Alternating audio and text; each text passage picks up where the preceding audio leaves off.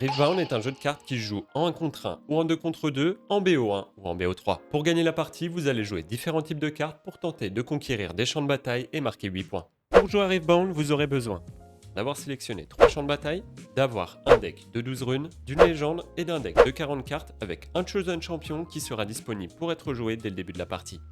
La légende que vous aurez choisie aura forcément 2 couleurs et vous devrez jouer dans votre deck uniquement les couleurs de votre légende, ainsi que le Chosen Champion correspondant à cette légende avec l'une des 2 couleurs.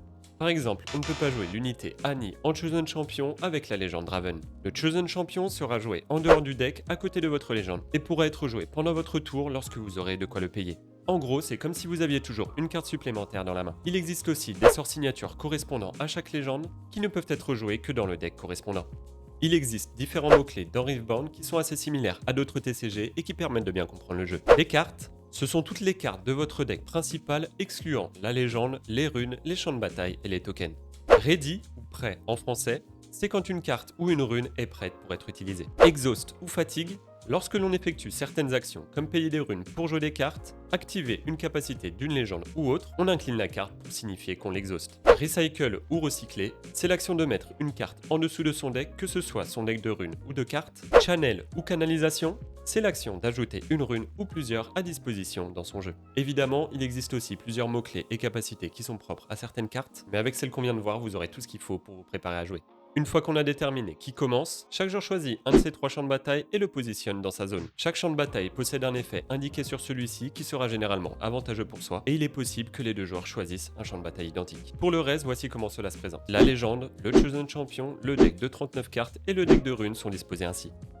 Les joueurs piochent ensuite 4 cartes. Si certaines ne leur plaisent pas en main de départ, ils peuvent choisir jusqu'à 2 parmi elles qu'ils peuvent remettre en dessous de leur deck, puis en piocher le nombre équivalent. C'est ce que l'on appelle le mulligan. Le joueur qui commence la partie devra alors channel 2 runes, puis piocher une carte, puis jouer des cartes en fonction de s'il peut payer le coût de celle-ci. Le joueur suivant effectuera les mêmes actions, sauf pour son premier tour où il va channel 3 runes au lieu de 2, mais le reste du temps, les joueurs channel à chaque fois 2 runes au début de leur tour, sauf s'il y a un effet d'une carte dit le contraire.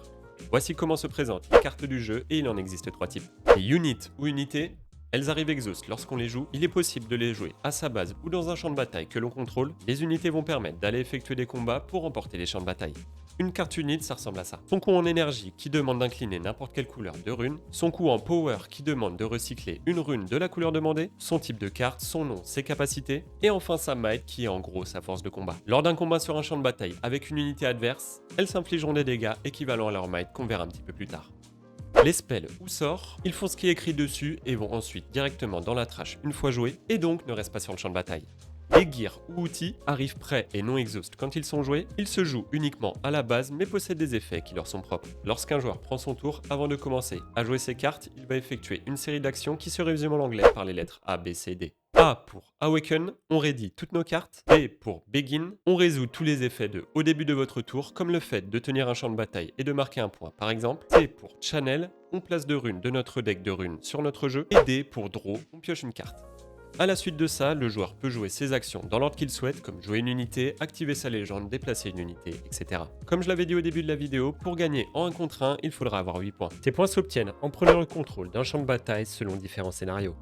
Si l'adversaire n'a pas d'unité sur le champ de bataille que vous attaquez, sauf si celui-ci joue une carte vous retirant votre unité, vous remporterez un point de conquête ou conquête. Si l'adversaire possède une unité, vous allez comparer vos might et c'est le joueur ayant les unités avec le plus de might qui remporte le combat.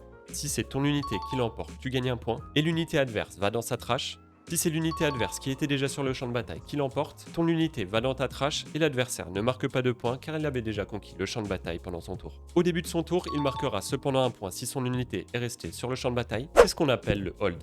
Lorsque l'un des 2 joueurs se retrouve à 7 points, les règles changent légèrement pour remporter le 8ème. Soit le joueur doit prendre le contrôle des 2 champs de bataille pendant son tour, soit il doit avoir réussi à hold au moins un champ de bataille lorsque l'adversaire lui redonnera la main.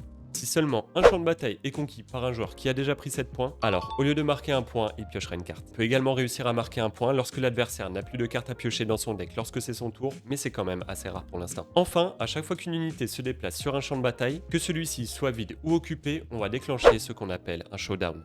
Pendant celui-ci, il va y avoir plusieurs fenêtres de jeu qui vont se déclencher. Les cartes avec les mots-clés actions peuvent être jouées de votre côté même pendant le tour adverse s'il y a un showdown qui se déclenche. Dans l'ordre des actions, il y aura le déclenchement de combat qui arrive juste avant le showdown. Ce sont les effets des cartes qui disent quand je défends puis quand j'attaque. Le showdown, l'attaquant déclare s'il veut jouer des cartes action ou réaction puis passe la main au défenseur qui peut faire de même. On pourra alors tenter de booster ses unités avec certains sorts par exemple pour prendre l'avantage sur son ennemi. Les joueurs choisissent comment les mailles de leur unité sont distribuées sur les unités adverses. On peut ainsi détruire certaines unités de l'adversaire même si on sait qu'on va perdre le combat. La résolution des dégâts, on applique l'ensemble des dégâts de might et autres sorts à toutes les unités et on tue toutes celles qui le doivent. Puis toutes les unités restantes sur le champ de bataille sont soignées. Et enfin, la conquête, les adversaires marquent un point si l'adversaire n'a plus d'unité et dans certaines situations, il se peut que l'unité adverse ne subisse pas de dégâts et que la vôtre attaquante non plus. Dans ce cas, l'attaquant n'est pas détruit mais doit retourner à la base. Avec toutes ces mécaniques, vous aurez les bases pour commencer à Riftbound. Il y a bien sûr quelques autres termes et spécificités que je vous laisserai découvrir lorsque vous jouerez, mais si vous avez des questions, n'hésitez surtout pas à me les poser dans les commentaires.